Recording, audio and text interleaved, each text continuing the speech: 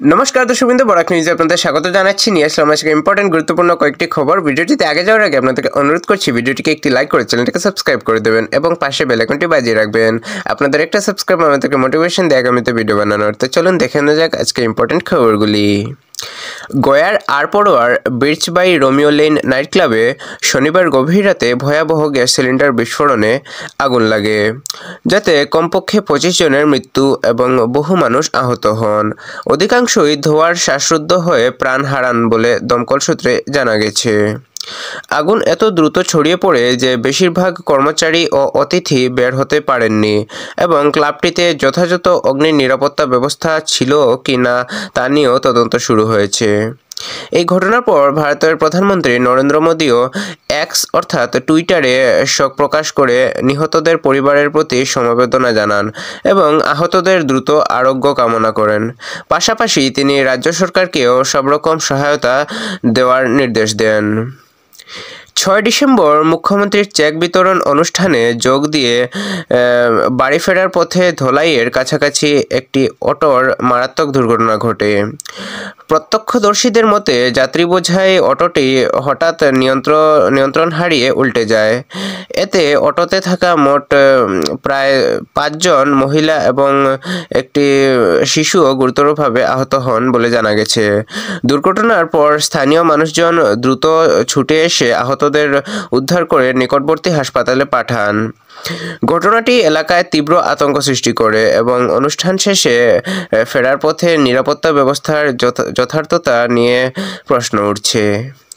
আমাদের বরাক নিউজের Facebook পেজটাকেও follow করে রাখুন ডেসক্রিপশনে দেওয়া লিঙ্কে গিয়ে, এবং আমাদের বরাক নিউজের ইউটিউব চ্যানেলটাকেও সাবস্ক্রাইব করে পাশে বেল আইকনটি বাজিয়ে দিন। আমরা রোজ আপনাদের জন্য নতুন নতুন ভিডিও আনি। দর্শকবৃন্দ প্লিজ দয়া করে সাবস্ক্রাইব করে দিন। আপনাদের একটা সাবস্ক্রাইব আমাদেরকে মোটিভেশন দেয় আগামীতে ভিডিও বানানোর। আসাম পুলিশের তদন্ত অনুযায়ী জনপ্রিয় গায়ক জুবিন গার্গের মৃত্যুর তদন্তের প্রক্রিয়া প্রায় সম্পূর্ণ এবং আসাম পুলিশ জানিয়েছে যে আগামী 12 ডিসেম্বর আদালতে চার্জশিট দাখিল করা হবে। গত 19 সেপ্টেম্বর 2025 সিঙ্গাপুরে সমুদ্র সৈকতে সাঁতার কাটার সময় তার মৃত্যু হয়, যা প্রথমে দুর্ঘটনা হিসেবেই ধরা হলেও ঘটনাটিকে কেন্দ্র করে ব্যাপক আলোচনা শুরু হয় এবং বিশেষ তদন্ত দল এসআইটি গঠন করা হয়। তদন্তকারীরা শতাধিক সাক্ষীর বয়ান, ফরেনসিক রিপোর্ট এবং প্রযুক্তিভিত্তিক প্রমাণ সংগ্রহ করেছে।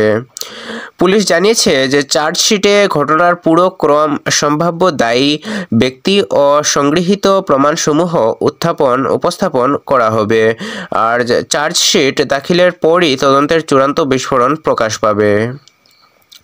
উপাচার্যকে কেন্দ্র করে চলমান বিতর্কে উত্তেজনা চরমে পৌঁছালে শিক্ষা মন্ত্রকের তদন্তকারী দলকে তেজপুর বিশ্ববিদ্যালয় ক্যাম্পাসকে ঘিরে ধরে আন্দোলনকারীরা।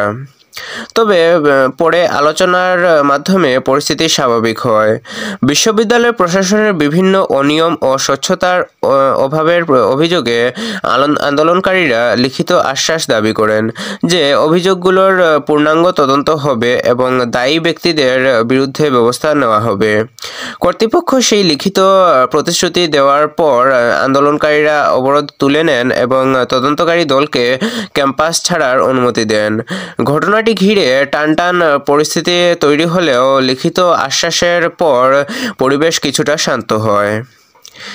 আসামের ভোটার তালিকার নাম তোলা ও সংশোধনের সর্বশেষ প্রক্রিয়া হিসেবে রাজ্য জুড়ে বিশেষ রিভিশন অর্থাৎ স্পেশাল রিভিশন এসআর শুরু হয়েছে, যেখানে বুথ লেভেল অফিসাররা অর্থাৎ বিএলওরা বাড়ি বাড়ি গিয়ে তথ্য যাচাই করছেন এবং নতুন ভোটারদের নাম যুক্ত করার পাশাপাশি পুরনো বা ভুল তথ্য সংশোধন করা হচ্ছে এবং এবার থেকে নাম তোলার ক্ষেত্রে অনলাইন আবেদন বাধ্যতামূলক করা হয়েছে এবং প্রথমবার ভোটার হতে চাইলে আধার কার্ড থাকা আবশ্যক করা হয়েছে।